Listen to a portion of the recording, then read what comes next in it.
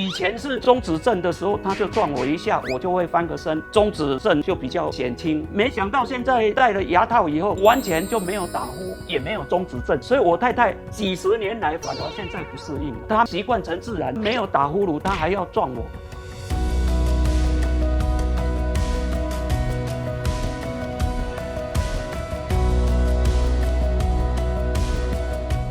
因为家族都有过敏性鼻炎，从小几乎全家都会打呼，小孩子都打得很厉害。长大到老了，到现在认为打呼都很正常的事。我太太已经经常提醒我说你有呼吸中止症了。这个呼吸中止症你要去看。我说打呼噜难免没有呼吸一下子，那无所谓。她说老公不是哦，我跟你算过有80到90秒哦。那因为我年轻的时候很会游泳，憋气潜水很厉害，我认为80、90难不倒我。我也不晓得我的症状这么严重，才知道说是重症哦。那我听到重症了以后，我就开始紧张了。以前是中指症的时候，他就撞我一下，我就会翻个身，中指症就比较减轻。没想到现在戴了牙套以后，完全就没有打呼，也没有中指症。所以我太太几十年来反而现在不适应，她习惯成自然，没有打呼噜，她还要撞我。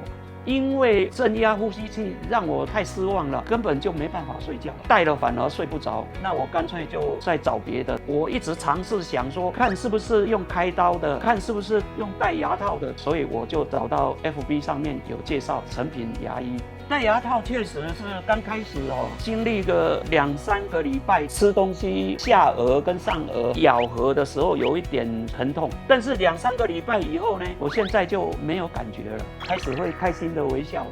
连我太太都说少了你的打呼声，反而她现在睡不好。我女儿也是说爸爸做最好的选择，而且早上起床精神好血氧够许医师说检测得很好很好。